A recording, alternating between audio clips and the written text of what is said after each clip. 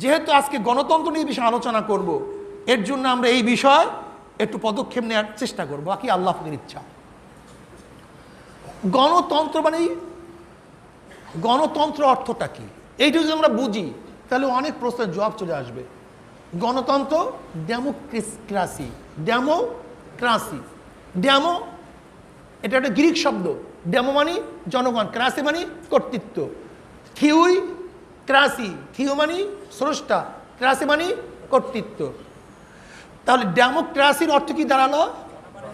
জনগণের কর্তৃত্ব। খুব ভালো মতো বুঝবেন।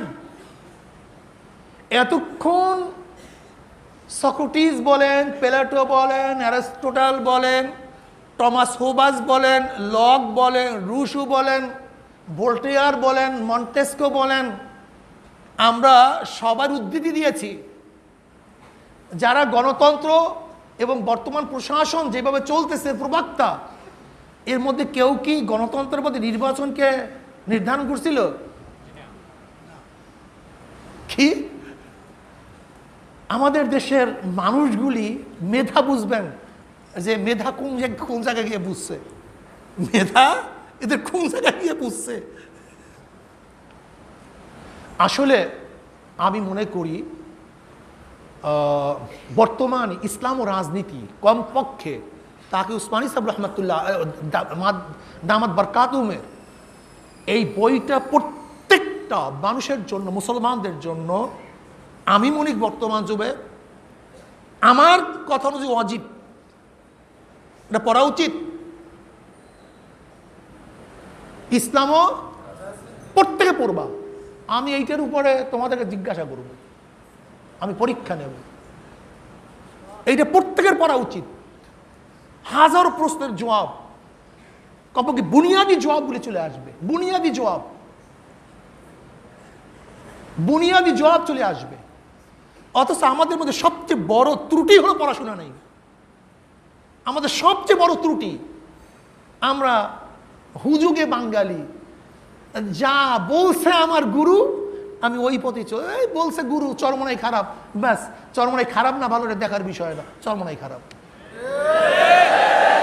ওই যে থিওক্রাসি, যে খোদাই বিধান ভালো না মন্দ দেখার বিষয় নয়, ওরা বলছে থিওক্রাসি মানে জুলুম অত্যাচার, কাজে থিওক্রাসি খারাপ, ব্যাস এই হলো অবস্থা বর্তমান জমানায়। পড়াশোনা নাই, কোনো বিষয় গবেষণা করে বলি না। অথচ আমাদের আগেকার জমানার আমাদের আকাবেররা প্রত্যেকটা কথা বলতেন গবেষণা ভিত্তিক, আর আমাদের অবস্থা কি? গবেষণা বলতে কিচ্ছু নাই, মন যা চা তাই আমরা বলতে থাকি। আসলে গণতন্ত্র আমরা যেটা বলছিলাম ডেমোক্রেসির মূল থিমটা কি? Government of the people, by the people, for the people. Government of the people, by the people, for the people. দেখেন এখানে নির্বাচন নেই। গভর্নমেন্ট এই শাসন জনগণের, বাই দ্য পিপল জনগণের মাধ্যমে, ফর দ্য পিপল জনগণের জন্য। তাহলে কি হলো? জনগণের শাসন, জনগণ থেকে জনগণের জন্য। বলেন তো কি ভাই? জনগণের শাসন জনগণের মাধ্যমে, জনগণের, by the people, of the people, for the people, for the people, by the people, of the people. গণতন্ত্রবাদ, এটা হলো গণতন্ত্রের মূল থিওরি, অর্থাৎ জনগণের কর্তৃত্ব, আইন কানুন নিয়ম পদ্ধতি। কিন্তু শাসক কিভাবে হবে, শাসকের পদ্ধতি কি, প্রক্রিয়া কি, ধরন কি, শাসক কিভাবে নির্বাচিত হবে, আজও পর্যন্ত গোটা দুনিয়ার মধ্যে এই একই নিয়মে কোনোদিন কোনো শাসক নির্বাচিত হয়নি।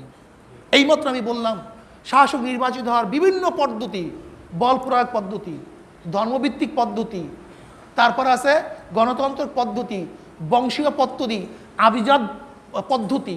এগুলি সব কি? শাসক নির্বাচিত হওয়ার পদ্ধতি। শাসক নির্বাচিত এক জিনিস, একটা হলো মসজিদ কায়েম হওয়া এক জিনিস, মাদ্রাসা কায়েম হওয়া এক জিনিস, আর একটা হলো মাদ্রাসার নীতি আদর্শ কি হবে সেটা ভিন্ন জিনিস। আমি কথাটা বুঝাতে পারছি? শাসক এক জিনিস, শাসকের নীতি আদর্শ ভিন্ন জিনিস।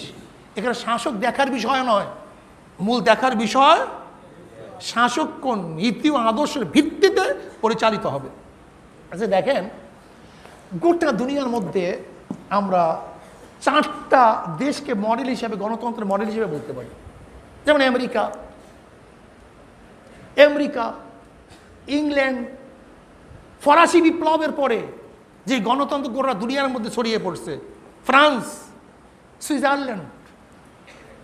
আমরা যদি 4টা দেশকে মডেল করতে পারি, তাহলে আমরা দেখব এই বর্তমান যুগেও 4 দেশের দেশ পরিচালনার পদ্ধতি এক না, কি ঠিক না? দেখেন আমেরিকার প্রেসিডেন্ট নির্বাচন হওয়ার পদ্ধতিটা কি? সেখানে প্রথম জনগণের সরাসরি ভোট হয়, তারপর ইলেকটোরাল কলেজ। এই ইলেকটোরাল কলেজটাকে আমরা অনেকেই জানি না। এবার ইলেকটোরাল কলেজের মাধ্যমে যে ভোট বেশি পায় সে কি হয়? প্রেসিডেন্ট হয়। দেখেন ইংল্যান্ডের অবস্থা ভিন্ন, সেখানে ডেমোক্রেসি চলে ভিন্ন। সেখানে ডেমোক্রেসিটা কি? দেখেন আমেরিকার ডেমোক্রেসি প্রেসিডেন্ট নির্ভরশীল, প্রেসিডেন্সিয়াল গভর্নমেন্ট, অথচ ইংল্যান্ডের সংসদীয় গভর্নমেন্ট। সেখানে প্রেসিডেন্ট আছে কিন্তু রাজতন্ত্র বংশক্রমে, অথচ তারাই বলে যে গণতন্ত্রের প্রবক্তা, অথচ সেখানে চলতেছে কি? রাজতন্ত্র, এবং সবচেয়ে পুরানো। এবং তারা সে কি মনে করে যে আমাদের গৌরব, যে আমরা পুরানো একটা ঐতিহ্য ধরে রাখছি। দেখেন ইংল্যান্ডের মতো ফার্স্ট কান্ট্রি, যাদের আইন কানুন শিক্ষা দীক্ষার উপরে গোটা দুনিয়া চলতেছে, অথচ তারা পুরান মডেলকে নিজেদের গৌরব মনে করে। অথচ আমাদেরকে তারা বলে মধ্যযুগীয় সেই প্রভাব। আমরা যদি বলি এইটা আমাদের পুরাণ এক ঐতিহ্য, পুরাণ নিয়ম, পুরাণ কানুন, তখন তারা বলে কি তোমরা আধুনিক না। কত বড় পাগল! অথচ তারা রানীর এই পদ্ধতি পুরাণ, এটা তাদের কি মনে করে? একটা গৌরবের জিনিস মনে করে। কিন্তু আমরা যখন আমাদের পুরাণ ঐতিহ্য ধরে রাখতে চাই, তখন কি বলে কি তোমরা বর্বর, আধুনিক না। তাই তুমি আধুনিক হলা কিভাবে? তুমিও তো বর্বর, তুমিও তো ওল্ড, মধ্যযুগীয়। যাই হোক, কথা তো অনেক, কোন দিকে যাব? যেই দিকে যাই সেই দিকে কথা লম্বা হয়ে যায়। আমি যেটা বলতেছিলাম, তাহলে দেখেন যে ডেমোক্রেসির মাধ্যমে আমেরিকা চলে, কিন্তু পদ্ধতি এই কথা বলেন না কেন? ডেমোক্রেসির মাধ্যমে চলে ইংল্যান্ড, পদ্ধতি ডেমোক্রেসির মাধ্যমে চলে ফ্রান্স। ফ্রান্সের অবস্থা কি? ফ্রান্স বিপ্লবের পরে তো অবস্থা এরকম হয়েছে, ডেমোক্রেসি এমন হয়েছে যে 1 বছর 6 মাস 5 মাস 10 মাসও একজন সরকার থাকতে পারতো না, পরিবর্তন হয়ে যেত, পরিবর্তন করতে হইতো। এমনকি সেখানে এই অবস্থা দেখেন ইউরোপের মধ্যে দীর্ঘদিন পর্যন্ত ছিল রাজতন্ত্র। এই যতগুলি দেশ, সমস্ত দেশ ছিল রাজতন্ত্র ভিত্তিক। ফ্রান্সের শেষ রাজা ছিল যে রাজতন্ত্র, সে লুই। সেই লুই 1789 শতাব্দীতে যে ফরাসি বিপ্লব হয়েছিল, সেই বিপ্লবের মাধ্যমে তাকে কিভাবে সরানো হয়েছে? সে তো রাজা ছিল, সে রাজা ছিল। তাদের শেষ সংসদ রাজার বসেছিল 116 বছর পর। কথাটা বুঝাতে পারছি? রাজতন্ত্রের অবস্থা বুঝেন যে পরামর্শশালা বসছিল 116 বছর পর। আর তাদের পরামর্শশালার মধ্যে 3 শ্রেণীর লোক ছিল। একটা হলো সামন্তবাদী, গির্জা এবং জনগণের প্রতিনিধি। সামন্তবাদী বুঝলেন তো? প্রশাসনের মিলিটারি গ্রুপ, বল প্রয়োগ গ্রুপ। আরেকটা হলো গির্জার ধর্মীয় গ্রুপ, আর একটা ছিল জনগণের প্রতিনিধি। তাহলে সামন্তবাদীরা এবং ওই গির্জারা মিলে জনগণের কোনো কথা রক্ষা করতো না। জনগণ বলতেছে রাজাকে যে 116 বছর আগে তো একবার আপনাদের সংসদ বসছিল, অ্যাসেম্বলি বসছিল, আর একটা অ্যাসেম্বলি বসান। এখন রাজা তো ট্যাক্স চাপাবার জন্য একটা পদ্ধতি খুঁজতেছিল। তা রাজা চিন্তা করতে আছে যেহেতু আমার সুবর্ণ এক সুযোগ, জনগণ সংসদ বসার জন্য বলছে, পরামর্শশালা বসাবার জন্য বলছে, এখন এই ফাঁকে আমি করটাকে বেশি আরোপ করতে পারবো। তা রাজা যখনই তার পরামর্শশালা ডাক দিছে, এবার জনগণ করছে কি আগের থেকেই তাদের প্রতিনিধি এক আন্দোলনের সূচনা করবে, এই পরামর্শ করে সেখানে বসছে। বসিয়ে প্রথমেই বলতেছে, এই বিল উত্থাপন করছে যে এখানে সামন্তবাদীদের সংখ্যা এত, গির্জার সংখ্যা এত, আর জনগণের সংখ্যা এত কম হবে কেন? এটা আমরা মানি না, আগে জনগণের সংখ্যা বাড়াও। কিন্তু রাজার পেটের মধ্যে কামড় দিস, যদি জনগণের সংখ্যা বাড়াতে যাই তাহলে আমার অবস্থা খারাপ হয়ে যাবে, আমার করতে তো থাকবে না। কিন্তু যেহেতু রাজাকে প্রেশার ক্রিয়েট করছে, তাই রাজা চিন্তা করছে ঠিক অসুবিধাটাই করি। যখনই রাজা তাদের কথা অনুযায়ী জনগণের সংখ্যা প্রতিনিধি বাড়িয়ে দিয়েছে এবং জনগণ বলতেছে যে না, আমরা আলাদা একটা সংবিধান করব। আলাদা কি করব? একটা সংবিধান করব, যেই সংবিধানের ভিত্তিতে দেশ চলবে। কেন রাজা কার আইনে চলতো?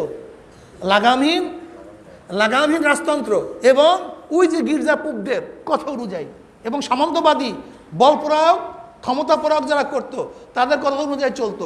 এর জন্য প্রজাদের খেয়াল করতো না। এর জন্য ফরাসি বিপ্লব হয়েছিল। এই ফরাসি বিপ্লবের আগে আমেরিকার বিপ্লব হয়েছিল 12 বছর আগে। আমেরিকার বিপ্লবের কারণটা কি ছিল আপনারা তো জানেন, যে 1498 ঈসাই সালে ভাস্কো দা গামার এবং কলম্বাস পর্তুগিজ একই সাথে নামছিল ভারত বিজয় করার জন্য নৌপথে। ইউরোপরা চাইছে সবসময় দক্ষিণ এশিয়ার সাথে আমাদের সাথে ব্যবসা বাণিজ্য চালাবে, কিন্তু তারা নৌপথ খুঁজতেছিল কিন্তু কোনো অবস্থায় পাচ্ছিল না। তখন ভাস্কো দা গামা সে এদিকে চলে আসছে, কিন্তু কলম্বাস সে ভুলে আমেরিকার দিকে চলে গেছে, শুরু উল্টা। কিন্তু জানাই ছিল না সেখানে একটা মহাদেশ আছে। অবশ্য সবচেয়ে মজার ব্যাপার হলো এই কলম্বাসের যে নাবিক ছিল তার নাম কি? ইবনে মুজাহিদ। নাম ইবনে মুজাহিদ, একজন মুসলমান নাবিক। আল্লাহ কবুল করে নেন। তাহলে আমেরিকার আবিষ্কারকারক আসলে কলম্বাস না, আমেরিকার আবিষ্কারক একজন মুসলমান, তার নাম ইবনে মুজাহিদ। আল্লাহ শুকর। তাহলে ইউরোপ সেই দেশ কন্ট্রোল করত। ইউরোপ মানে ইংল্যান্ড।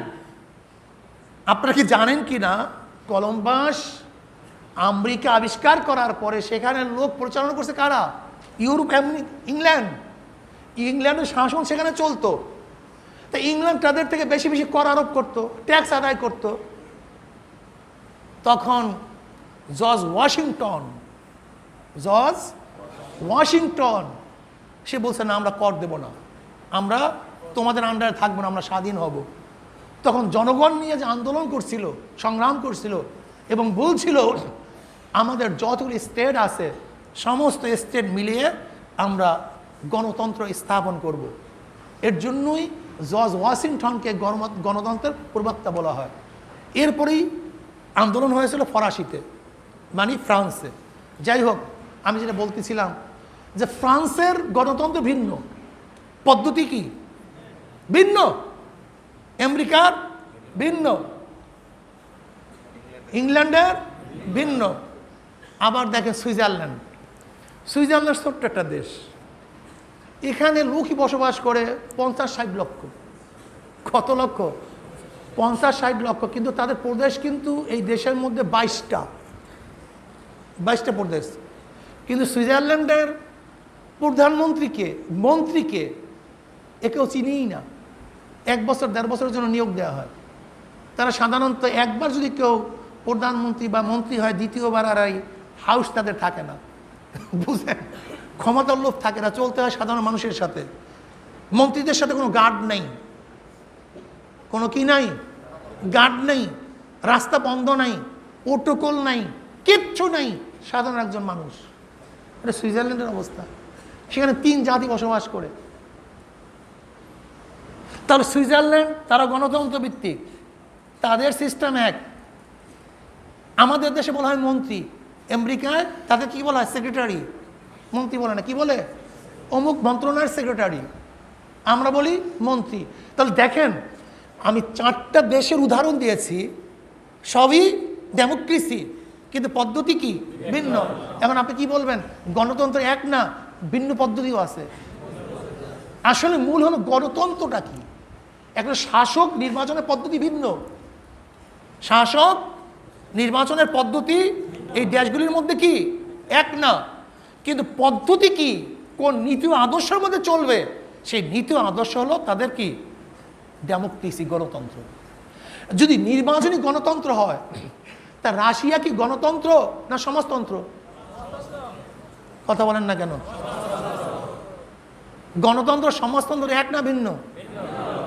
ডিক্টেটরশিপ, সমাজতন্ত্র ডিক্টেটরশিপ, মুসলিনি যেটা করছিল, হিটলার যেটা করছিল, এটা হলো ভিন্ন এক, এটা ভিন্ন এক আদর্শ, সেদিকে আমি যাব না।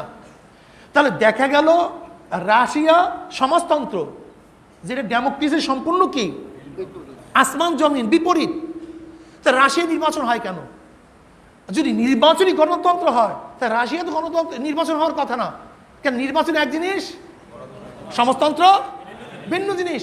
অথচ আপনি নির্বাচন কি গণতন্ত্র মনে করতেছেন, তা রাশিয়া নির্বাচন হয় কেন আমাকে বলেন তো। এখন আপনাকে যদি কেউ যদি বলে গণতন্ত্রই মানে নির্বাচন, তা আপনাকে জাহেল বলবে, মূর্খ বলবে না জ্ঞানী বলবে?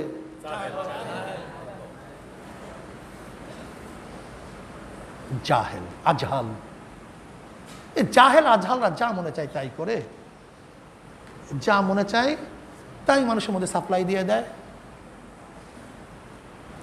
আমি এইমাত্র বললাম যে দেখেন দেখেন আমেরিকা ইংল্যান্ড চলতেছে গণতন্ত্র ভিত্তিক, অথচ সেখানে রানী ইলেকশন হয় না, সেখানে রানী কি, অথচ চলতেছে ডেমোক্রেসি অনুযায়ী। তাই ডেমোক্রেসি একটা একটা থিম, একটা থিওরি, একটা আদর্শ, আর গভর্নমেন্ট বা রাজা নির্বাচিত হওয়ার পদ্ধতি সম্পূর্ণ ভিন্ন, আর সব দুনিয়ায় এক না। তাহলে কি বললাম যে রাজা বা শাসক নির্বাচনের পদ্ধতি এক জিনিস, আদর্শ ক্লিয়ার? হ্যাঁ, এটা কি ক্লিয়ার? কি ক্লিয়ার না ভাই? যদি এইটা ক্লিয়ার হয়ে যায়, তাই হাজারো জজবাতি লোকের প্রশ্ন আপনার কাছে ক্লিয়ার হয়ে যাবে। আর এইটা যদি ক্লিয়ার না হয়, হাজারো জজবাতি লোকের প্রশ্ন আপনার কাছে কোনোদিন ক্লিয়ার হবে না।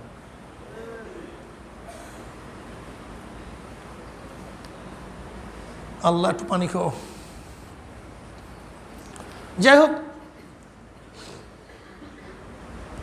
কি আপনাদের খারাপ লাগতেছে না? আমার তো খুব কষ্ট হয়, কি কথা বোঝাতে পারেন না। দুরূদ শরীফ আল্লাহুম্মা সাল্লি আলা সাইয়্যিদিনা মৌলিকের ধারণা পয়দা হইতেছে তো। আচ্ছা বলেন তো, আমি যদি কোনো কেনায়া কথা বলি, তা কেনায়া আমি যদি করি, তা কেনায়ার ব্যাখ্যা কে দিবে? যদি আমি কোনো কেনায়া, আর বুঝেন না আপনার ছাত্ররা, ইশারায়, মানে যার বহুবিধ অর্থ থাকতে পারে, এমন একটা শব্দ প্রয়োগ করলাম যে এটার অর্থ এদিকে হতে পারে। এখন উদ্দেশ্য সম্পর্কে আপনি আমাকে বলবেন না আপনি ব্যাখ্যা দিবেন? বর্তমান যুগের অবস্থায় যে যারা ডেমোক্রেসি আবিষ্কার করছে, ব্যাখ্যা তারা দিবেন আপনি দিবেন? গণতন্ত্র যারা আবিষ্কার করছে, ব্যাখ্যা তাদের না, ব্যাখ্যা হইলো আমাদের মতো মৌলবীদের, যারা জাহেল, জানেই না, পড়াশোনাই নেই, পলিটিক্যাল সায়েন্স সম্পর্কে কিচ্ছু জানা নেই, এর হলে ব্যাখ্যা দিয়ে বেড়াইতেছে। এখন বলতে পারেন হুজুর গণতন্ত্রের ভিত্তিতে আপনার নির্বাচন যান কেন? তো গণতন্ত্রের আওতায় আমাদের দেশ কি গণতন্ত্রের আওতায়, কাজে গণতন্ত্রের আওতায় নির্বাচন যাওয়াটাই তো গণতন্ত্র, এটা মানলেন কেন? অন্য কোনো পদ্ধতি কি নাই? প্রশ্ন আছে কি নাই? তাই দোষ যারা নির্বাচনে যায়, এদের মূল দোষটা কি দাঁড়ালো? গণতন্ত্রের মধ্যে আপনি নির্বাচনে যান কেন? এটা তো গণতন্ত্রের দেশ, প্রজাতন্ত্রের দেশ, কথা ঠিক না? তাহলে আপনারা সেখানে যান কেন? অথচ গণতন্ত্র ওয়ালারাই তো হাজার প্রশ্নের জবাব আজ পর্যন্ত দিতে পারেনি। কি বলছে? By the people, of the people, for the people. কর্তৃত্ব কার? কর্তৃত্ব একজনের না সবাই? তা সবাই যদি শাসকের শাসিত কে? এটার জবাব দাও। কি কথা বুঝাতে পারিনি? গণতন্ত্রের মূল ফ্যাক্টরি যেখানে by the people, of the people, for the people, government of people, by the, of the. তার যদি সবই পিপল হয়, শাসক হয়, তার শাসিত কে? সবাই আইন প্রণেতা হয়, আইন মানবে কে? এইটাই তো গণতন্ত্রের সবচেয়ে বড় দুর্বলতার লজিক। আপনি এখানে বলেন না গণতন্ত্রের কথা, গণতন্ত্রের তো কোনো সিস্টেমই নেই। গণতন্ত্র কি বলে? গণতন্ত্র বলে মেজরিটি সাপোর্ট। আসলে মেজরিটির সাপোর্ট না মাইনরিটির সাপোর্ট? আগে বুঝেন গণতন্ত্রের দোষ কোন কোন জায়গায়। বিয়াকুব গণতন্ত্রের কোন জায়গায় দুর্বলতা সেইটা জানে না। নির্বাচনকে গণতন্ত্র গণতন্ত্র বইলা সেই গণতন্ত্রকে নির্বাচনকে উৎখাত করতে আছে। আরে ভাই, গণতন্ত্রের মূল দুর্বলতা গণতন্ত্রের মধ্যেই, ওদের কথার মধ্যেই, ওদের কথার মধ্যেই। যেমন ওরা কি বলছে, লিবারেল ডেমোক্রেসি, মানুষের কর্তৃত্ব, মানুষের ব্যক্তির অধিকার, মানুষ যা বলবে সেইটাই আইন, মানুষ যা চাইবে সেইটাই দেখে দিতে হবে। যদি এইটাই হয় তাহলে ভালো মন্দ সবার কি বিচার এক না ভিন্ন? এইটাই গণতন্ত্রের সবচেয়ে বড় দুর্বলতার লজিক। কেউ নামাজকে ভালো মনে করে, কেউ পূজাকে ভালো মনে করে, কেউ মদকে ভালো মনে করে, কেউ মদকে ঘৃণা করে। তা জনগণের কর্তৃত্ব হবে কিভাবে? আমাকে বলো। ব্যক্তি স্বাধীনতা হবে কিভাবে? দিবা কিভাবে? এখানেই তো গণতন্ত্রের সবচেয়ে বড় দুর্বলতা। গণতন্ত্রের দুর্বলতা কোথায় সেই খবর নাই। নির্বাচন নিয়ে এদের মাতামাতি। কেন নির্বাচন নিয়ে মাতামাতি সেটা আমি বলবো। এটা ইহুদি এবং খ্রিস্টানদের সাপ্লাই। এটা বলবো তোমাদেরকে, তোমরাই বিশ্বাস করবা এবং স্বীকার করবা। গণতন্ত্রের মূল, ডেমোক্রেসির মূল দুর্বলতা কোন জায়গায় সেইটা নাই। ওরা বলে এটা হলো মেজরিটির সাপোর্ট, কিন্তু আমি বলি মাইনরিটির সাপোর্ট। 1 লক্ষ জনগণ নির্বাচন অংশগ্রহণ করছে 11 জন। কতজন? একজনে ভোট পাইছে 11,000, আর সবাই 89,000 ভাগ করে নিয়েছে। মোট সংখ্যা কত ছিল? ক্যান্ডিডেট এক একজনে পাইছে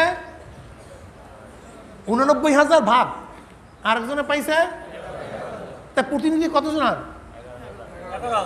তাই মাইনরিটির প্রতিনিধি না মেজরিটির প্রতিনিধি? কিন্তু তার কি বলতেছে? মেজরিটির প্রতিনিধি।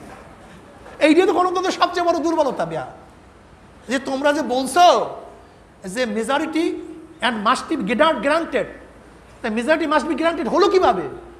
মেজরিটি নাই, এত মাইনরিটি মাস্ট বি গ্রান্টেড হবে কিভাবে? কাজে গণতন্ত্রের মধ্যে হাজারো দুর্বলতা আছে, সেইটা নিয়ে আলোচনা করো। যে খোদ গণতন্ত্রের থিমের মধ্যে দুর্বলতা। যদি জনগণই শাসক হয় তা শাসিত কে? এইটার জবাব আজ পর্যন্ত কোনো পণ্ডিত দিতে পারেনি, দিতেও পারবে না। কিন্তু আমাদের কাছে জবাব আছে। ইসলাম খুবই সহজ। যেরকম দারউইন দুনিয়া সৃষ্টির রহস্য উদ্ঘাটন করতে পাগল হয়ে গেছে, অথচ আমরা বলি এক কথায় সৃষ্টি করছে কে? আল্লাহ। কথাটা বুঝাতে পারছি? যেমন আইন প্রণয়ন কে করবে, ওরা পাগল হয়ে গেছে। আমরা কি বলবো? আইন প্রণয়ন আল্লাহ আল্লাহ রসুল করবে। কোনো কথা নেই, 1 মিনিটের মধ্যে জবাব, 1 মিনিটের মধ্যে জবাব, কোনো সমস্যা নাই। যেহেতু আইন প্রণয়ন করছে আল্লাহ, সে আইনের আওতাধীন না, প্রণয়ন করছে জনগণের জন্য, আমরা আইনের আওতায়। দেখছেন কত সুন্দর মিল। ইসলাম বুঝলে না বেটা, ইসলাম বুঝাতেও পারলাম না, ইসলাম বুঝলামও না, বুঝাতেও পারলাম না। আব্বাজান রহমতুল্লাহ এই কথা নিয়ে খুব আফসোস করতেন, ইসলাম বুঝলামও না, বুঝাতেও পারলাম না। কি বলতেছিলাম? ডেমোক্রেসি, নির্বাচন। যদি বলেন নির্বাচন মানে শাসক মনোনীত করার পদ্ধতি, এটা কি হবে? এরকম কোনো পদ্ধতি ইসলাম ধারাবাহিকভাবে আমাদের কাছে দেওয়া দেয়নি, অ্যাপ্লাই করেনি। শাসক নির্বাচন করার ব্যাপারে ইসলাম নির্দিষ্ট কোনো পদ্ধতি প্রক্রিয়া আমাদের কাছে অ্যাপ্লাই করে নাই। কেন? দেখেন, ইন্নী জাইলু ফিল আরদি খলিফা, আল্লাহ পাক খলিফা নির্বাচন করবেন। খলিফা কি জিনিস? খলিফা কাকে বলা হয়? ব্যাখ্যা অনেক। খলিফা যে অনুকরণ করবে, কার অনুকরণ করবে? আল্লাহ। এর জন্য আমরা কি? খলিফা। যেহেতু আমরা সেবগতুল্লাহ, ওমান আহসানু মিনাল্লাহি সিবগা, আল্লাহর রঙে রঙিন হও। আল্লাহর রঙে, আল্লাহর গুণে, আল্লাহর রঙে রঙিন হওয়া মানে কি? আল্লাহর গুণে গুণান্বিত হওয়া। আল্লাহর গুণ কি আদেল, তাহলে তোমাকে কি হতে হবে? ইনসাফগার হতে হবে। আল্লাহর গুণ কি রহমান, তোমাকে দয়ালু হতে হবে। আল্লাহর গুণ কি সাকি, তোমাকে দানশীল হতে হবে। কি কথা ঠিক না?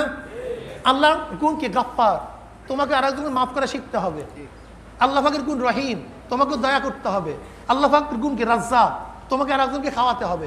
সিবগাত আল্লাহ, ওমান আহসানু মিনাল্লাহি সিবগা। কাজী ইমানের সাথে যারা আল্লাহর রঙে রঙিন হবে তারা কার খলিফা? আল্লাহর খলিফা। এই হিসেবে সবাই আল্লাহর খলিফা। কিন্তু আরেকটা আল্লাহর গুণ আছে, কুলিল্লাহুম্মা মালিকাল মুলক, তিনি বাদশার বাদশা। কাজী তার খলিফাদের মধ্যে কেউ শাসক হতে হবে। এটা আল্লাহর গুণ। এটাও কি আল্লাহর গুণ। শাসক তো হব, খলিফা হব, পদ্ধতিটা কি বাতাও? বাতাও। জনাব মুহাম্মদ রাসূলুল্লাহ সাল্লাল্লাহু আলাইহি ওয়াসাল্লাম খলিফাতুল্লাহ, তিনি ছিলেন আল্লাহর খলিফাতুন। কার খলিফা? কিন্তু আবু বকর, ওমর, ওসমান, আলী রাদিয়াল্লাহু আনহুম তারা কার খলিফা? খলিফাতুর রাসূল, খলিফাতুল্লাহ না, খলিফাতুর রাসূল। নবী আলাইহিস সালাতু খলিফাতুল্লাহ আর খলিফাতুর রাসূল। কথা ঠিক না? এখন আসেন, আবু বকর সিদ্দিক রাদিয়াল্লাহু তাআলা আনহুর খলিফা নির্বাচন, খলিফা বলেন, আমির বলেন, প্রেসিডেন্ট বলেন, রাজা বলেন, বাদশাহ বলেন, এতে কোনো পার্থক্য নেই। মূল হলো দেশের প্রধান। দেশের কি প্রধান? নির্বাচনে কিভাবে হবে? আগে আসেন, আপনি একে যা বলেন আপত্তি নাই, যা বলেন কোনো আপত্তি নাই। খলিফা বলতে পারেন, বাদশাহ বলতে পারেন, প্রেসিডেন্ট বলতে পারেন, প্রাইম মিনিস্টার বলতে পারেন। দেশের প্রধান নির্বাচনে কিভাবে হবে, এটা হলো আসল কথা। আবু বকর সিদ্দিক রাদিয়াল্লাহু তাআলা নির্বাচন কিভাবে হয়েছিল আপনারা সবাই জানেন। সরদার দু আলম আলাইহিস সালাতু দুনিয়া থেকে বিদায় হওয়ার পরে যে পরিস্থিতি সবাই জানেন, বলবো না। বনি সালামার মধ্যে আনসারি গোষ্ঠী গিয়ে বলতেছে যে আমাদের মধ্যে খলিফা নিযুক্ত করব। আবু বকর সিদ্দিক রাদিয়াল্লাহু খবর পাওয়ার সাথে সাথে চিন্তা করছেন, আল্লাহ না করুক, যদি আনসারদের মধ্যে একজন খলিফা হয়েই যায় তাহলে সমস্যার সৃষ্টি হবে। তিনি গিয়ে কি বললেন? আল আইম্মাতু মিনাল কুরাইশ, উসুলের মধ্যে পড়ছেন, এটা খবর ওয়াহিদ, কিন্তু সমস্ত মানুষ ইজমা হয়ে গেছে খবর ওয়াহিদের উপরে যে কুরাইশদের মধ্যে কি হবে? সর্দার হবে, আইম্মা হবে, নেতা হবে, ইমাম হবে। এই ঘোষণা দেওয়ার সাথে সাথে আর কাল বিলম্ব না করে ওমর ইবনে খাত্তাব রাদিয়াল্লাহু তাআলা আনহু হযরত আবু বকর সিদ্দিক রাদিয়াল্লাহু তাআলা আনহুর কাছে বায়াত হলেন। সাথে সাথে এক এক সমস্ত সাহাবীরা বায়াত হয়ে গেল। বিশাল সমস্যা শেষ, বিশাল সমস্যা। তাহলে আবু বকর সিদ্দিক রাদিয়াল্লাহু তাআলা এইমাত্র আমরা খলিফা নিযুক্ত হওয়ার পদ্ধতি জানতে পারলাম। ওমর ইবনে খাত্তাব রাদিয়াল্লাহু তাআলা খলিফা নিযুক্ত হওয়ার পদ্ধতি কি? আবু বকর সিদ্দিক রাদিয়াল্লাহু জীবদ্দশায় তিনি নির্ধারণ করে গেছেন যে আমার পরে খলিফা কে হবে? ওমর ইবনে খাত্তাব। কি বলছেন? আমি আমার কোন আত্মীয়কে খলিফা নিযুক্ত করি নেই। এই রাজতন্ত্রের বিরুদ্ধে যে স্লোগান, এইটা তো সৃষ্টি হয়েছে এই গণতন্ত্রের প্রভাব পড়ার পরে।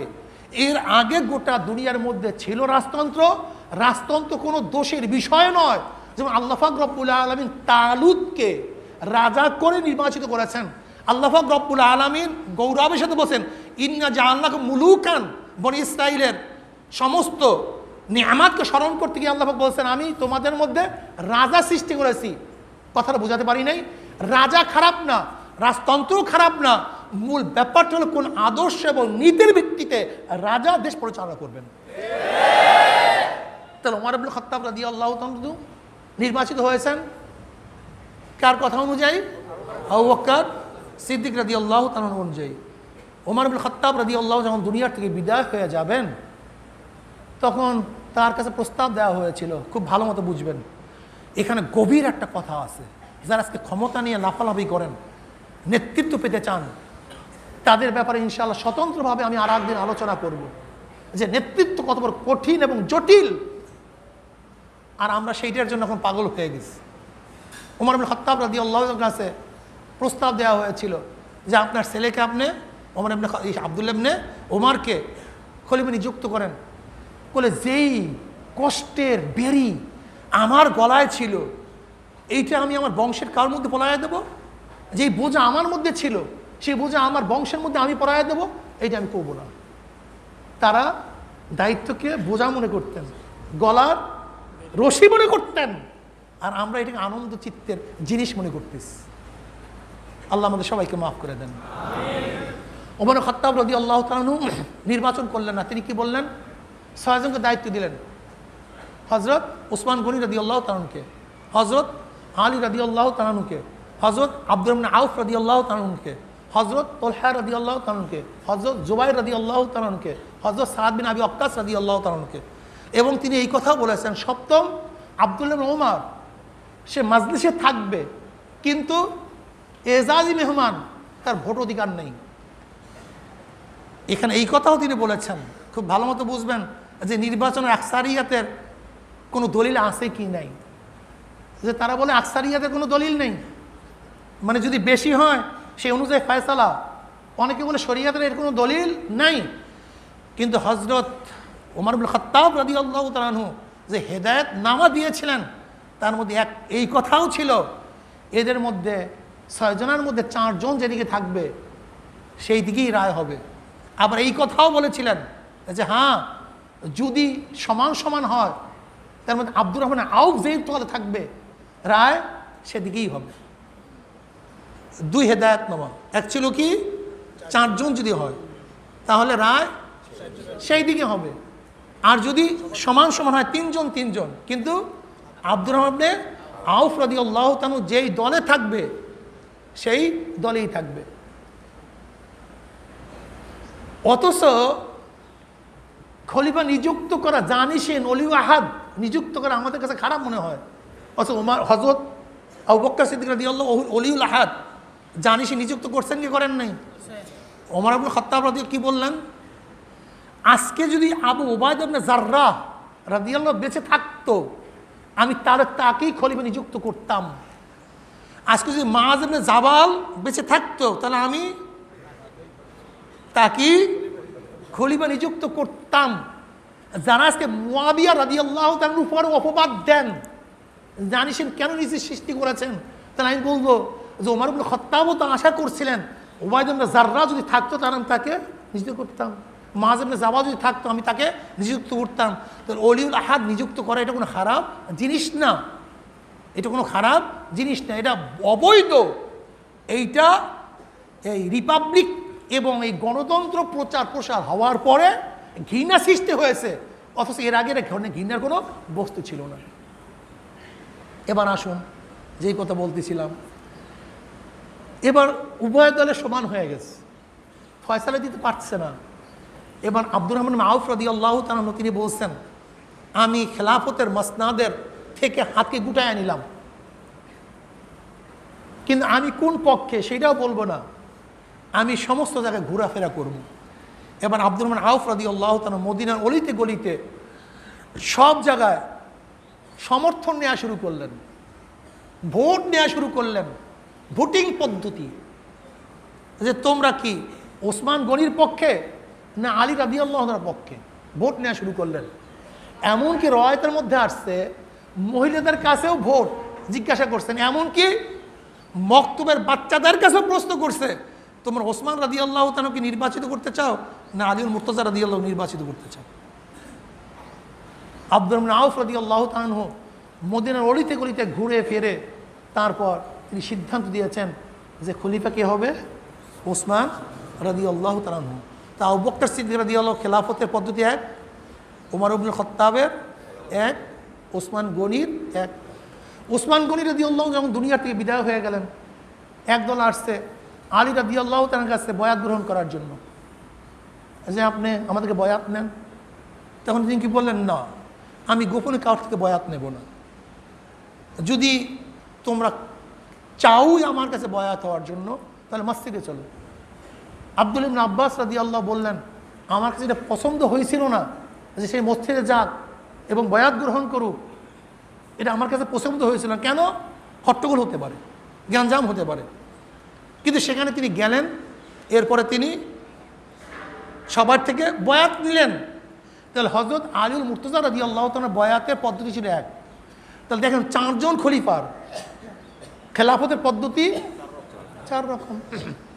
এখন আপনি যে দেশের প্রধান তাকে কোন বিচারে নির্বাচিত করবেন, এই পদ্ধতি প্রক্রিয়া গোটা দুনিয়ার মধ্যে এক নাই, বর্তমানেও নাই, আগেও ছিল না, ইসলামের মধ্যেও ছিল না। এখন পদ্ধতিটা কি হবে? পদ্ধতি ইসলাম বাতায় নাই কেন? কারণটা কি দেখেন, খুব ভালো মতো বুঝবেন। যে ব্যক্তি খলিফা হবে, দেশের প্রধান হবে, ইসলাম তার সিফাত গুণ বাতায়া দিস।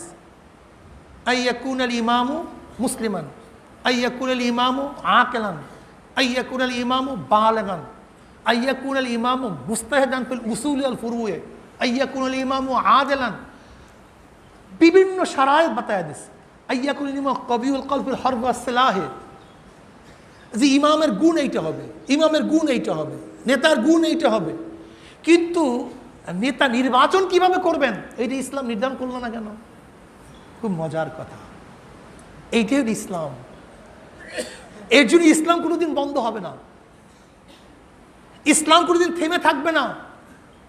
যদি ইসলাম নেতা নির্বাচনের কোনো এক নির্দিষ্ট পদ্ধতি বাতাইতো, অথচ দুনিয়া শুরুর থেকে আজ পর্যন্ত নেতা নির্বাচনের এক পদ্ধতি নেই, তাহলে হতে পারত যে কোনো এক দেশ, কোনো এক কান্ট্রি, কোনো এক এলাকা এই নেতা নির্বাচনের পদ্ধতিকে অস্বীকার করে বসত যে আমরা এইভাবে নেতা নির্বাচন করব না।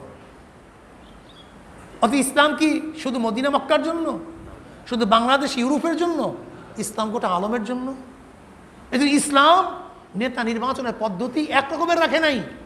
নেতা নির্বাচন তোমরা যেইভাবে ইচ্ছে সেইভাবে করো, বল প্রয়োগ করো, উত্তাসুরি হিসাবে করো, জনগণের ভোট দিয়ে করো, মশওয়ারার ভিত্তিতে করো, বংশ ভিত্তিতে করো, আল্লাহ পাক তালুতকে যেরকম মালিক করিয়া বানাইছে সেইভাবে করো, করতে পারো। কিন্তু নেতার নীতি আদর্শ থাকবে এইটা, এর বাহিরে নেতা যেতে পারবে না। কথা ঠিক না? এর নাম নির্বাচন। এর নাম কি? এর নাম ভোট, এর নাম নির্বাচন। এখন বলতে পারেন হুজুর গণতন্ত্রের আন্ডারে আপনি নির্বাচন করেন কেন, এটা বাদ দিতে পারেন না? আমি আপনাকে প্রশ্ন করতে চাই, নির্বাচনের সময় এই প্রশ্ন করেন, কিন্তু ব্যবসার সময় এই প্রশ্ন কেন করলেন না যে আমরা গণতন্ত্রের মধ্যে ব্যবসা করব না, ব্যবসা ছেড়ে দেব? কি কথা বলেন কেন? নির্বাচনের সময় প্রশ্ন করেন গণতন্ত্র ভিত্তিক নির্বাচন করা যাবে না, কিন্তু বিবাহের সময় আপনি এই প্রশ্ন কেন করলেন না যে গণতন্ত্র ভিত্তিতে আমরা বিবাহ করব না, কাবিননামায় দস্তখত দেব না? আপনি নির্বাচনের সময় প্রশ্ন করেন গণতন্ত্রের মধ্যে নির্বাচন করব না, কিন্তু জমি ক্রয় করার সময় আপনি এই প্রশ্ন কেন করলেন না যে গণতন্ত্রের মধ্যে আমরা জমি ক্রয় করব না? আপনি নির্বাচনের সময় প্রশ্ন করেন গণতন্ত্রের মধ্যে নির্বাচন করব না, কিন্তু পাসপোর্ট করার সময় গণপ্রজাতন্ত্রী বাংলাদেশ সরকারের পাসপোর্ট করলেন কেন? তখন প্রশ্ন করলেন না।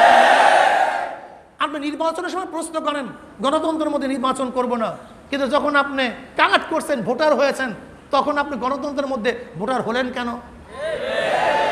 আপনি প্রশ্ন করেন গণতন্ত্র নির্বাচন করব না, কিন্তু যখন চাকরিতে জয়েন করেন তখন গণতন্ত্রের মধ্যে চাকরি করব না, এই প্রশ্ন তুললেন না কেন? যখন বাড়ি করেন তখন প্রশ্ন তুললেন না কেন? যখন মসজিদ বানান প্রশ্ন তুললেন না কেন যে না গণতন্ত্রের দেশে আমরা মসজিদ করব না, আগে সংগ্রাম করব, আগে ইসলামিক কান্ট্রি করব, তারপর মসজিদ করব? গণতন্ত্রের দেশে আমরা মাদ্রাসা করব না, ভেঙ্গে বলো সমস্ত মাদ্রাসা, আগে গণতন্ত্র উৎখাত করো, এরপর মাদ্রাসা কায়েম করো। আজ পর্যন্ত এই প্রশ্ন কেউ করেন নাই যে গণতন্ত্রের মধ্যে নির্বাচন হবে না, কিন্তু এই প্রশ্ন তখনই আসা উচিত ছিল যেরকম গণতন্ত্রের মধ্যে আমরা নির্বাচন অংশগ্রহণ করব না, এরকম মসজিদ করব না, মাদ্রাসা করব না, নামাজ পড়ব না, রোজা রাখবো না, ফর্দা করব না, হজ করব না, পাসপোর্ট করব না, আমরা কোনো ডান্ডি কার্ড করব না, বিবাহ শাদী করব না, আজীবন বিয়ে না করে থাকবো। যা যেহেতু গণতন্ত্রের মধ্যে আছে। শুধু কি তাই, আজকে যারা মানহাজি আমাদের কওমি ওলামায়ে কেরামের এবং এই কচি কাঁচা বাচ্চাদের যাদের গভীর জ্ঞান নাই, এই কচি কাঁচা বাচ্চাদের ব্রেন যারা খারাপ করিয়া দিয়েছে, এই মানহাজি যারা আজকে অ্যারেস্ট হয়েছে, এখন যদি প্রশ্ন করা হয় তুমি কোন আদালতে বিচার চাও, তো কুফরি আদালত, তুমি জজের কাছে কিভাবে হাত জোর করবা? কিভাবে জজকে বলবা মাই লর্ড আমাকে মুক্তি দেন? এটা হারাম, কুফুরি। বরং তোমার উচিত থাকবে আজীবন ইসলাম কায়েম করার আগ পর্যন্ত এই নিয়ত করে ফেলো, যেরকম সক্রেটিস আইনের শাসনে নিজে বিষ পান করছে, তুমি নিয়ত করে ফেলো যেহেতু গণতন্ত্রের আদালত, গণতন্ত্রের হুকুম, কাজে গণতন্ত্রের আদালতে আমি জামিন মঞ্জুরি চাবো না, আমার জামিন মঞ্জুরি করা হোক, আমি আজীবন জেলে থাকবো। সক্রেটিসের মতো করে দাও, আজীবন জেলে থাকবো।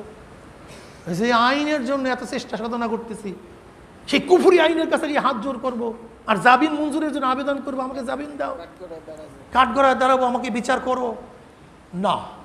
তুমি আন্দোলন করতে থাকো, যে যতদিন পর্যন্ত ইসলামী হুকুমত না হবে ততদিন আমি জেলখানায় পুচে পুচে ধুকে তোকে মরবো, কিন্তু জামিন আবেদন করবো না। এটা কুফুরি। কি কন? হ্যাঁ, আজ পর্যন্ত কোনো জায়গায় প্রশ্ন নাই, কোনো জায়গায়, কিন্তু নির্বাচনের সময় প্রশ্ন আসে কেন? মারাত্মক। আমরা আগেই জানছি যে গণতন্ত্র এক জিনিস, নির্বাচন ভিন্ন জিনিস। নির্বাচন হলো শাসক নির্বাচনের পদ্ধতি, আর গণতন্ত্রটা আদর্শ। আর শাসক নির্বাচনের পদ্ধতি এক হয় না, আমেরিকায় এক না, ইংল্যান্ডে, ফ্রান্সে, সুইজারল্যান্ডে, রাশিয়ায়। তাহলে কেন? যেহেতু রাশিয়া সমাজতন্ত্র, তারা সম্পূর্ণ গণতন্ত্রের বিপরীত, তাহলে রাশিয়া নির্বাচন হয়। যদি গণতন্ত্রই নির্বাচন হয় তা রাশিয়া তো নির্বাচন হওয়ার কথা ছিল না। কাজী এখন থেকে তোমরা শপথ করো, যারা মানহাজি ভাই আসো, আল্লাহ মাফ করুক, আমি তোমাদের উপরে খারাপ বলতেছি না, কিন্তু তোমাদের বক্তব্য অনুযায়ী এই জিনিসগুলি প্রয়োজন হয়ে যায়, লাজম হয়ে যায়। আজীবন অবিবাহিত থাকো, আজীবন ব্যবসা বাণিজ্য করবে না, খবরদার গণতন্ত্রের দেশের একটা ফসল খাবা না। সব প্রজাতন্ত্রের ফসল, সব ব্যাংকের লেনদেনের মাধ্যমে ফসল তৈরি হয়েছে। এই যত কারেন্সি দেখেন, যত কারেন্সি সব এই সব ব্যাংক ভিত্তিক, এর মাধ্যমে সার, ঔষধ, এর মাধ্যমে সব কিছু, মেশিন পত্র, তৈল, সব কিছু আসে। তুমি আজকে ডিক্লার দিয়ে দাও গণতন্ত্রের দেশে সব হারাম, সব কুফুরি, কাজে এই দেশে থেকে আমি এক লোকমা খানাও খাবো না। এই যে ডিপ টিউবওয়েল বসাইছি, এরা গণতন্ত্রের পয়সা, কাজে গণতন্ত্রের পয়সায় যে ডিপ টিউবওয়েলে পানি ওঠে এটা সম্পূর্ণ হারাম হয়ে গেছে, কাজে আমি এক ঢোক পানিও পান করব না।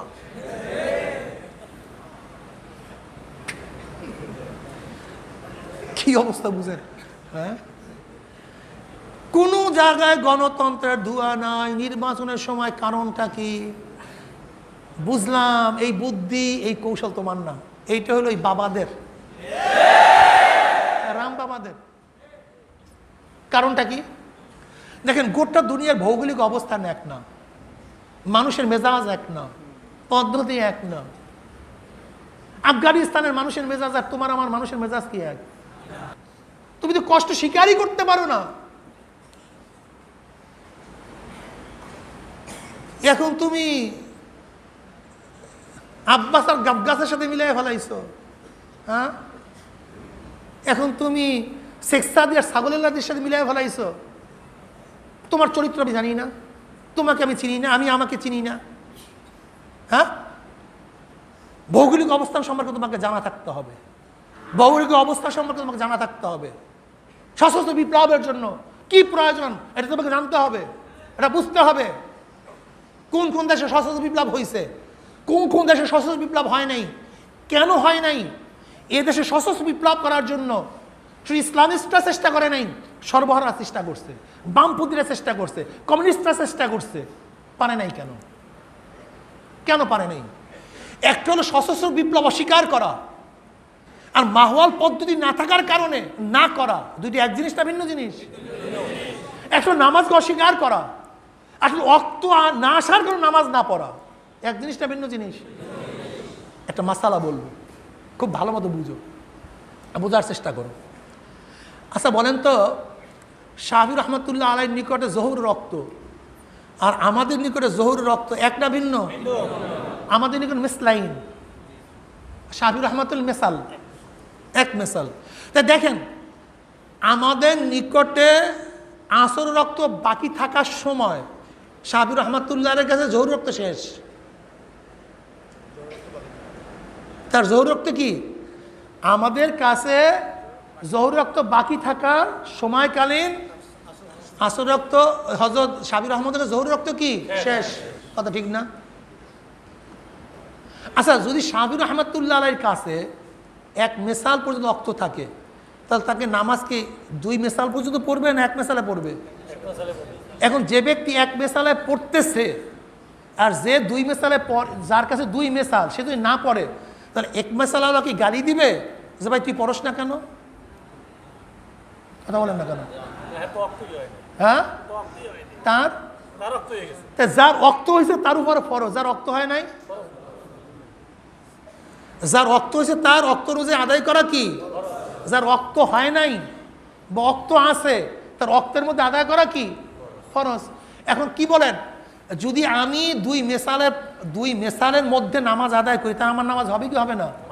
কিন্তু শাফি রহমাতুল্লাহ আলাইহি যদি নামাজ পড়ে, তার নামাজ, কথা বুঝাতে পারছি?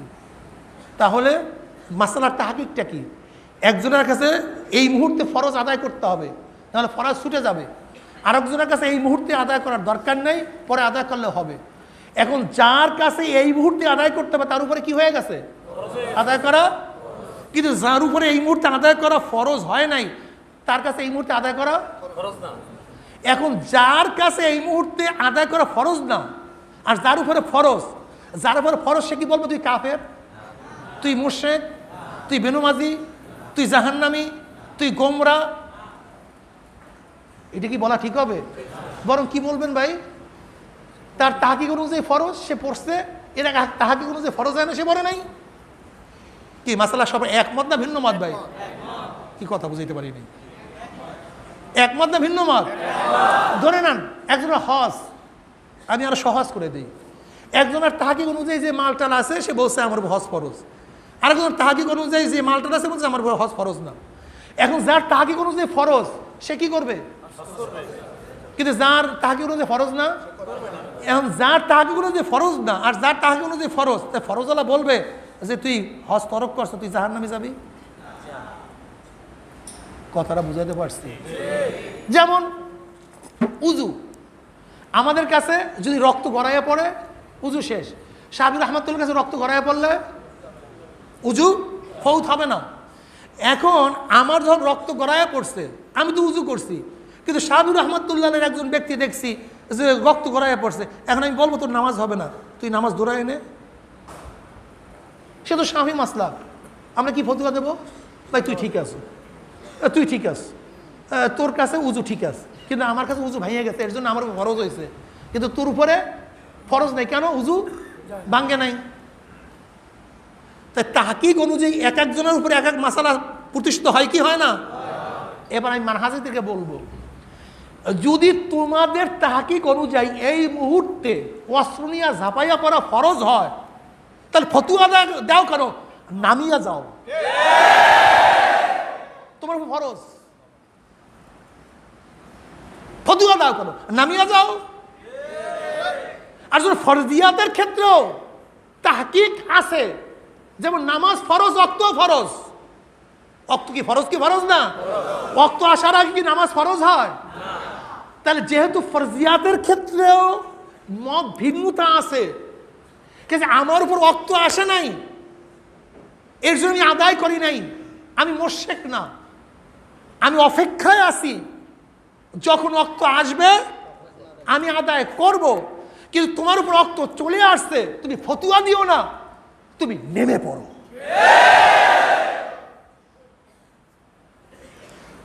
যেহেতু আমার রক্ত গড়াইয়া পড়ছে, আমি উজু করছি, এটা আমার ফরজ, তোমার রক্ত গড়াইয়া পড়ে নাই, কাজে তোমার উপর উজু ফরজ না, এটা তোমার তাহকিক।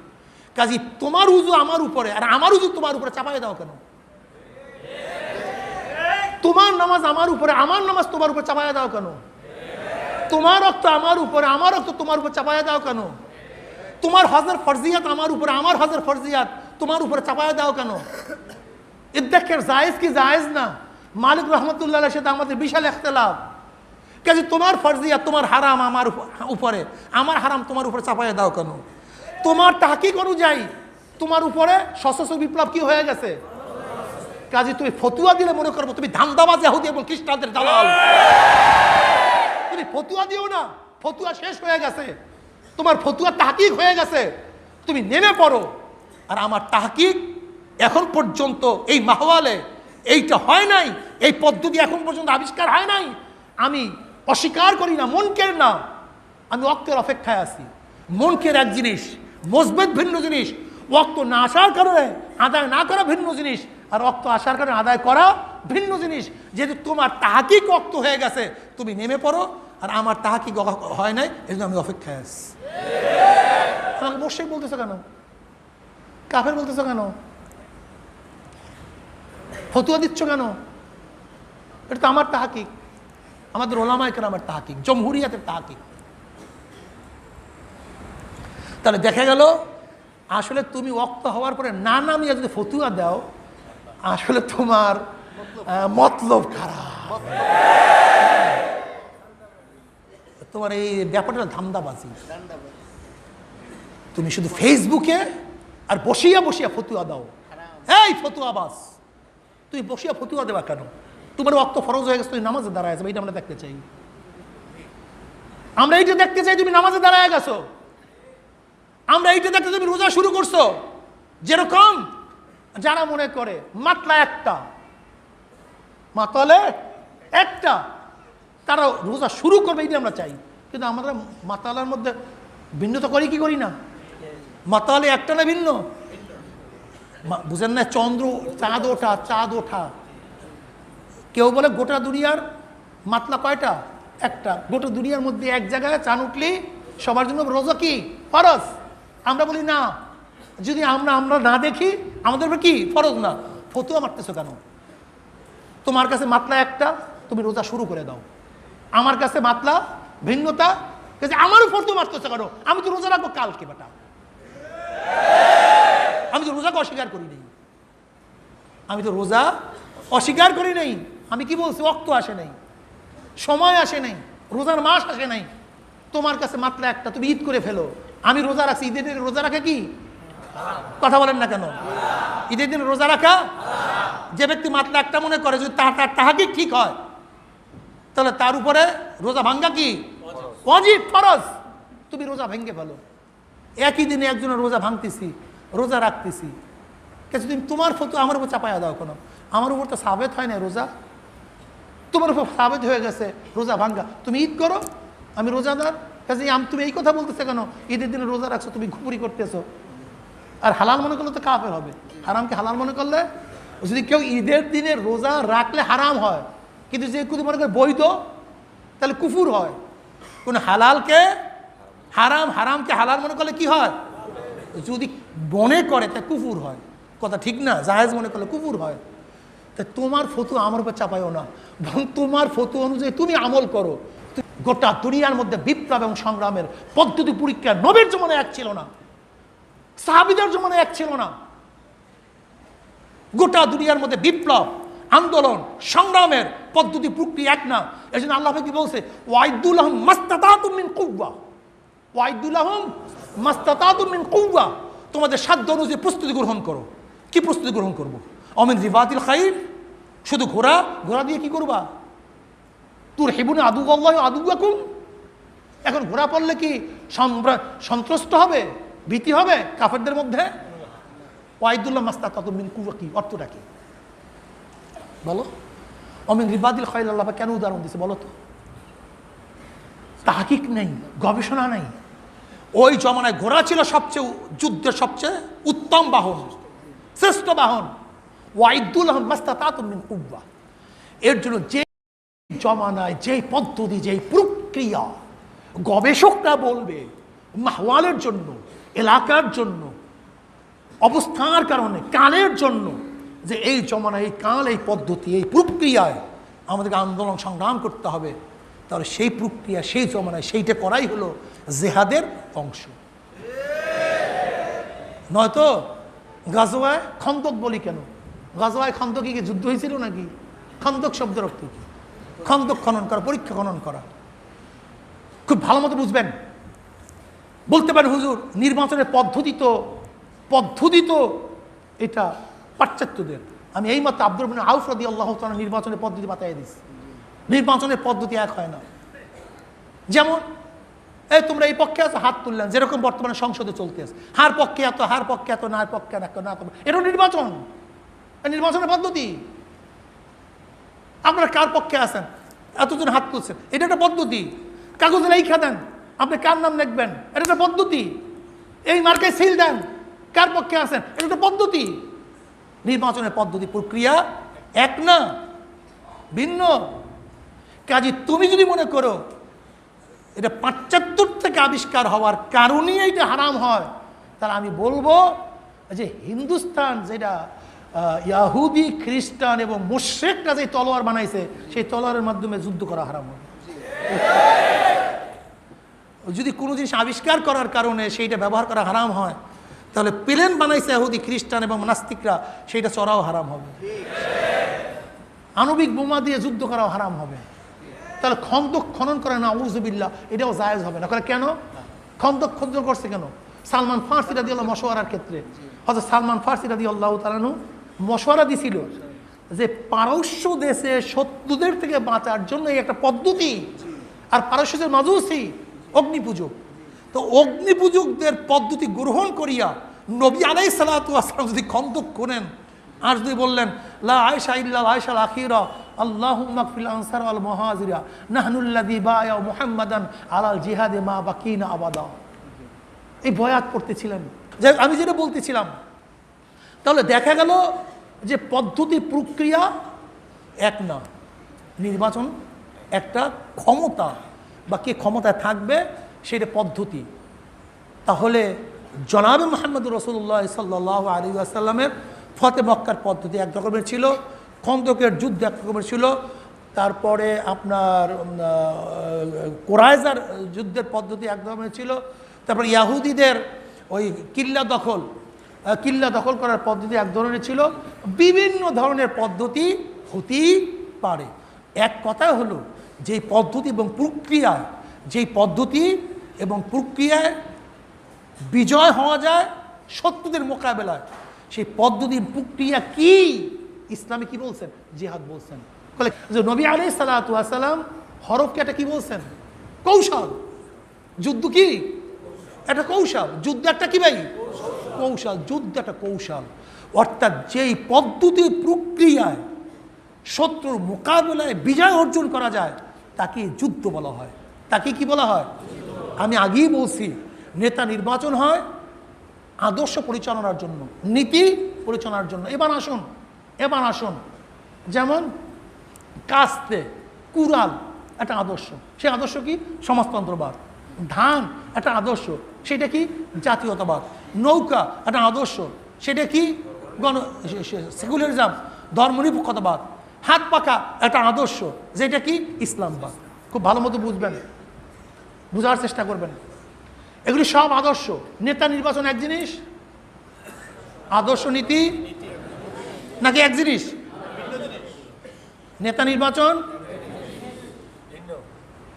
নির্বাচন এক জিনিস, আদর্শ নীতি আরেক জিনিস। যেমন উস্তাদ নিয়োগ এক জিনিস, উস্তাদ নিয়োগ হয় এই, কিন্তু উস্তাদ কি পড়াবে সেটা ভিন্ন। এবার আসুন, বুঝলাম নেতা নির্বাচন করব ভোটের মাধ্যমে। কাস্তালা কি বলল? গরুর গাড়ি কি বলল? আমাকে নির্বাচিত করো, আমি সমাজতন্ত্র আদর্শ অনুযায়ী দেশ চালাবো। দানালা কি বলল? আমাকে নির্বাচিত করো, আমি জাতীয়তাবাদ গণতন্ত্র অনুযায়ী, ডেমোক্রেসি অনুযায়ী, আমার ম্যানিফেস্ট, আমার আদর্শ এটা, দেশ চালাবো। নৌকা কি বলল? আমাকে নির্বাচিত করো, আমি সেকুলারিজম, ধর্মনিরপেক্ষতা অনুযায়ী দেশ চালাবো। হাত পাকা কি বলল? আমাকে নির্বাচিত করো, আমি ইসলাম অনুযায়ী। তার মানে প্রত্যেকের নীতি আদর্শ তো বলেই দিস, নীতি আদর্শ। দেখেন নেতা নির্বাচিত হওয়া এবং ক্ষমতা অর্জনের পদ্ধতি প্রক্রিয়া এক হয়, উদ্দেশ্য এক হয় না। নেতা নির্বাচিত বা ক্ষমতা দখলের পদ্ধতি প্রক্রিয়া কি হয়?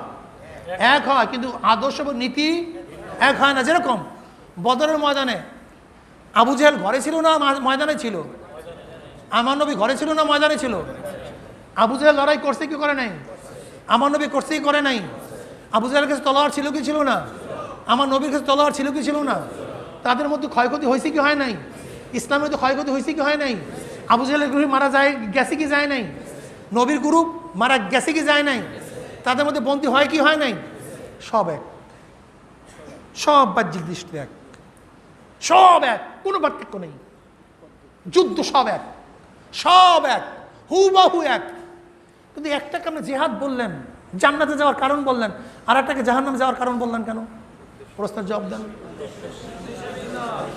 হ্যাঁ, কি পদ্ধতি, প্রক্রিয়া, যুদ্ধের ধরন, ক্ষয়ক্ষতি, কিন্তু একটা জান্নাতে যাওয়ার পথ, একটা জাহান্নামে যাওয়ার পথ কেন?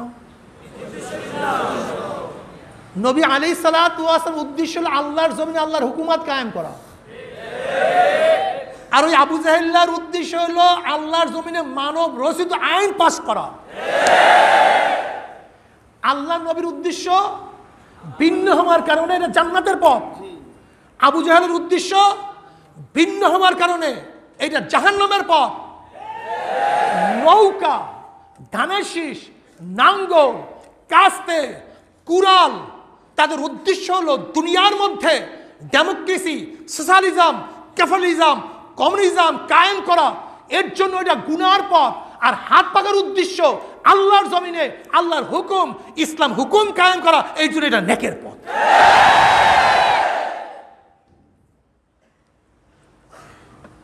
যদিও এক বাহ্যিক দৃষ্টিতে, ওরাও পোস্টার দেয়, আমরাও পোস্টার দিই, ওরাও মিছিল করে, আমরাও মিছিল করি, ওরাও মিটিং করে, আমরাও মিটিং করি, ওরা ভোট চায়, আমরা ভোট চাই, সব এক, উদ্দেশ্য এক না।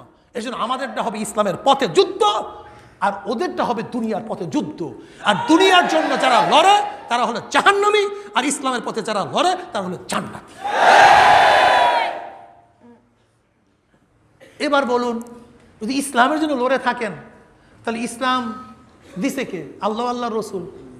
এখন যে আমি বলি যে আমি ভোট করি বা এই মার্কায় ভোট দিলে আল্লাহ, আল্লাহ রসুল ভোট পাবে, তাহলে এটা হারাম হবে না জায়েজ হবে না না জায়েজ হবে? ওই যে আমার একটা কথার উপরে বিশাল তর্ক তোলপাল হয়ে গেছে যে নবী ভোট পায় কেমনে। গাদা, তোকে বুঝাইতে চাইলেও তো আমার এরকম 2 ঘন্টা পর্যন্ত বুঝাইতে হবে নবী ভোট পায় কেমনে। 2 ঘন্টা না 6 ঘন্টা বুঝাইতে হবে আমার বইয়া বইয়া। এই বইয়া বইয়া তোর মতো মুরুক্ষকে বুঝাইতে হবে যে কেমনে ভোট পায়। এখন দান করলে দান পায় কে? আল্লাহ রাস্তা দান করলে দান পায় কে?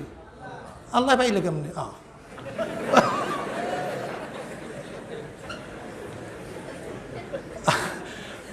আল্লাহ, আল্লাহ রসুলের পথে দান করলে পায় কে?